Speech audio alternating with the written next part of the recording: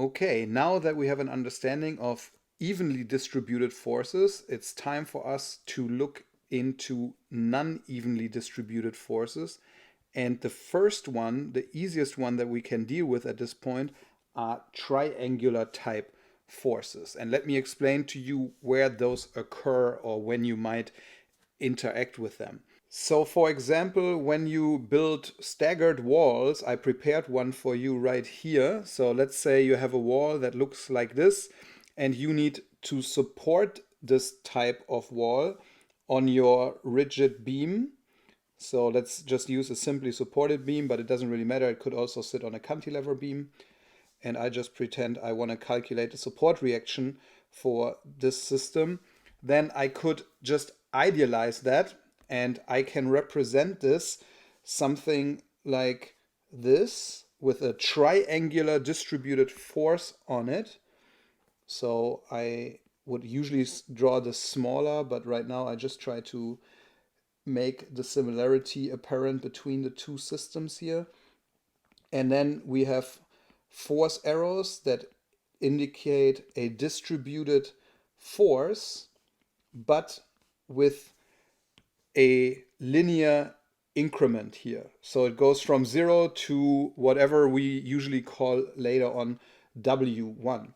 And this is usually given in, let's say, kilonewton per meter as well, but don't be fooled by the per meter, because you will actually define each length arrow differently. So let's say this here, for example, would be 90, and this would be 80, and this would be 70, and this would be 60, and so on and so forth, all the way until you hit 0.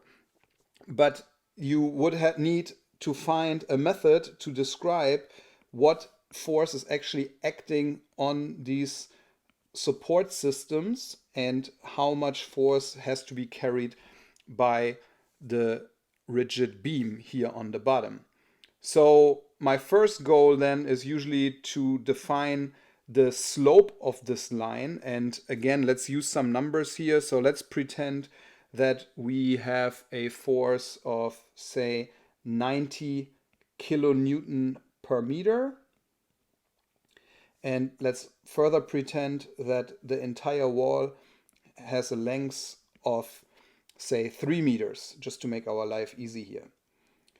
And you remember from before that when we calculated the evenly distributed force, that it was what? Base times height, right? Base times height. And for a rectangle, so this was the area of a rectangle, right? Now, as you can see, it's not a rectangle anymore. In fact, it's half a rectangle. You can think of it also when we talk about the half that I cut away something here. So I have half a rectangle, and of course you already see it's a triangle, and of course in your head it's already ringing that the area of a triangle is really equal to 1/2 base times height. And so you already understand how to calculate this, but again, be a little bit careful with this unit here, kilonewton per meter, because again, let's say it's 90, then it's only applicable to this arrow. Here, this arrow would be 0, and everything in between would be somewhere half that way, or a different increment of it. So for example, right at the middle, of course, it would not be 90, it would be 45 kilonewton at that per meter, if you will. So how do I calculate, in this case, what the lumped force would be? So in this case, F resultant would be equal to 1/2 base times height, so 3 meters, multiplied by 90 kilonewton per meter. All right. And so this is effectively 90 times 1.5. So what we end up with is 135 kilonewton. So this is one part of the equation. You know that the force now is 135 kilonewton. What you don't know is where it acts. Well, actually you do know, but to be clear here, I want to make sure that everybody is on the same page. And so I want to explain that anyways, even if you already know. Remember that when we had a rectangle where the force was lumped, it was right along the diagonal, right? And where the two diagonals met. Now, for a triangle, I can do something very similar. I can not draw diagonals, but I can find the midpoint and connect it to the vertex on the other side. So I can do that here. So I connect that, and I can do the very same thing on the other one. And now I connect those 2 points with a straight line, and hopefully I'm doing this so correct that when I find the midpoint of the last one and connect it to the last vertex, that they actually meet in the same point. And yes, it appears I did that correct. So this is technically where the lumped force would act. And this is just the geometry of it. So this is the F resultant. But what you need to remember is really the distance from the support reactions, right? Because you need that lever arm. So what you need to remember is this distance, and you can probably already tell from this picture, and you might have already discussed this in high school, that this distance here must be 1/3 of the length, and this here must be 2/3. So if, for example, this here would be equal to L, the 3 meters, so this is equal to L, and then I will find that this here would be 2/3 times L, which of course is equal to 2 meters in this case, and the other side would be equal to L over 3, which is equal to 1 meter in this case. Very simple example, but it gets the point across. So you need to remember this, that the resultant force, the lumped force, A, is calculated by 1/2 base times height, and B is located at this distance 1/3 and 2/3. And it's important to recognize that what we have here is what I call the heavy side of the triangle, and here we have the light side of the triangle. So I call this the heavy side because it's the larger portion, the higher portion here compared to this side.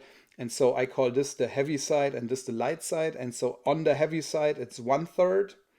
And on the lighter side, it's 2/3. And so please remember that this is how you would really calculate that. So we can now actually go ahead and calculate our support reactions. So remember that the support reactions here would be RAY, and then here we have RBY. And you can do this in different ways now. Let me just say that I use the sum of the moments about, let's say, B to find RAY by the sum of the moments about point B being equal to 0, counterclockwise positive, and 0 is equal to, I start with my unknown, minus RAY, because it's turning clockwise, minus RAY times 3 meters in this case, and then plus the F resultant, right, which was 1/2 base times height, which was 90 kilonewton per meter.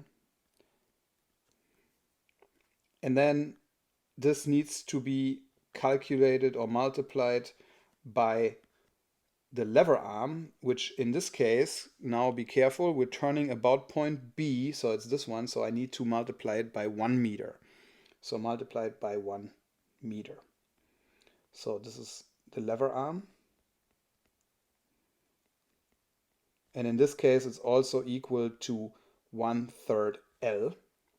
And then this part here is F resultant. And so you can then calculate your total RAY. So RAY is nothing else than the force here. This was 135 if I'm not mistaken, and then multiplied by 1, so 135 divided by 3, which comes out to be plus 45 kilonewton.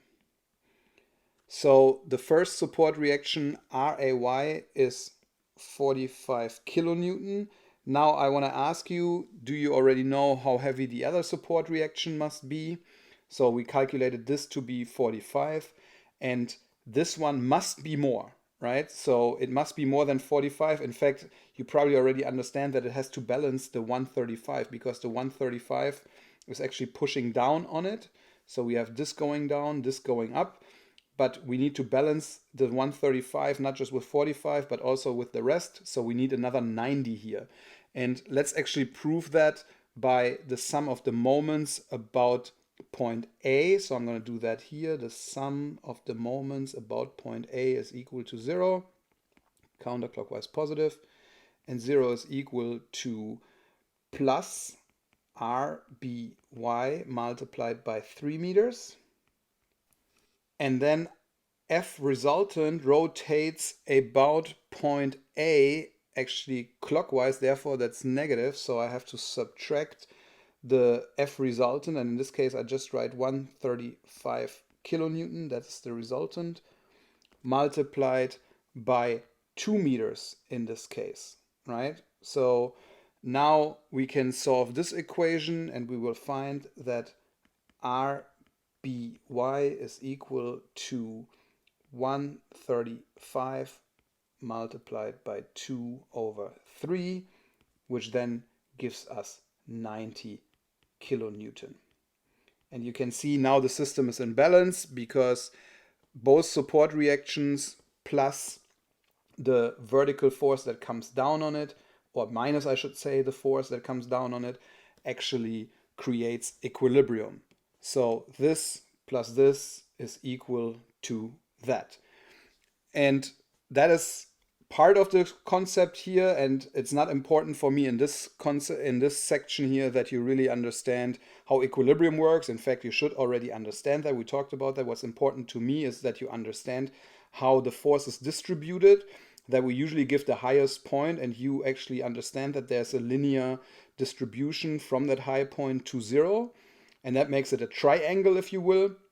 And within that triangle, the lumped force can be calculated as base times height over 2. And it's located at 1/3 and 2/3 distance from the end of the triangle. And again, I call that the heavy side and I call that the light side. And that covers triangular distributed forces. But of course, forces can be more than triangular distributed. They can be arbitrarily distributed. And so let's talk about arbitrary forces next. And so those actually then become force functions. What does that mean? So for example, you can describe even a triangle as a function. Let's say you have a beam here and you put a force on it. And I have, let's say here, a linear function. But you can also have a constant function. That's a special case. So let's say this is constant. You can also have a parabolic function. So let's say that looks like this. So this would be parabolic. Or you could have even something that is a sine wave and repetitive function. So in that case, I need to make my beam a little bit longer here, but it can act on that as well. So each one of these is acting on the beam with different intensities, but they all share some common aspect, and you are already aware of this aspect. I just want to make sure that we formalize that properly for you. So for example, if I looked at the constant function where we started with, so let's say this part here is constant, you already know that the centroid was here, and you realize that we calculated the base times height, right? Base times height. And we located it at centroid, or the center of mass, or whatever you want to call it. I call it centroid because it's a geometric function actually, so centroid. So we have the centroid right there. Same thing here, but here we had base times height divided by 2, or 1/2 times base times height. But we also had centroid. Now, what do these things have in common is that we calculated the area here, and then here the lumped force location, right? So I call this here location. So, and that stays true for all cases. For example, if I have a parabolic function here, what I would have to do is I have to calculate the area content of this parabolic function, or everything that you see there, that would be the lumped force. And so actually let's put that here as well. So F resultant was really the area, which then really was given with these formulas. And I'm not giving you more formulas right now because my goal here is not to train you mathematically, but to understand this conceptually, that we have the parabolic function given here. We need to find how much area content we have. So you would integrate. And then, of course, you would still find that there's a centroid somewhere. You can find that as well. We will discuss that later in this class. Right now, we're just talking about that concept. But you understand that that's where the force is acting. So here again, you find A and you find the centroid. And then the very same thing is true here for our sine function.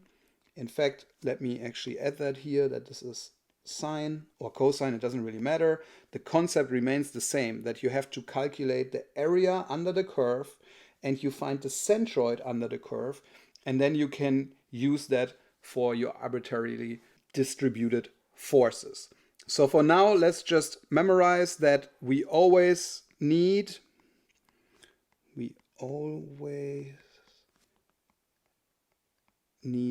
to identify the area under the curve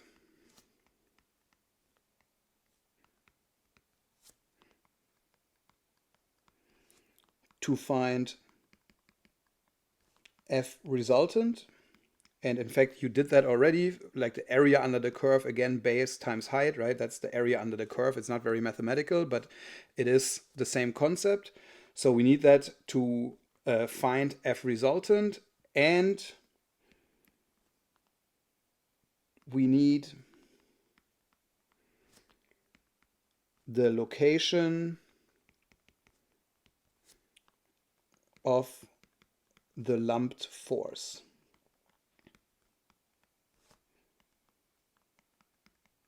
And that, of course, is F resultant. So we need to know where F resultant is acting. So in other words, where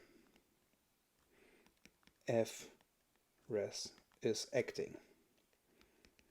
And you kind of did this before as well. You already found the centroid location, right? So we will learn more about centroids later in the class, but you did this intuitively for rectangle and maybe even for triangle. Of course, when the shapes become a little bit more complicated, then it gets a little bit more involved. But the idea is that you need the location of that lumped force. In fact, you want to maybe write here centroid location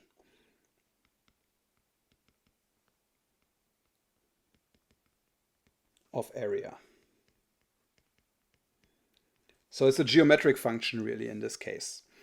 But that concludes for now how we think of arbitrarily distributed forces, and we can now use, for example, triangular forces in our example problems, and we will do that on the next page.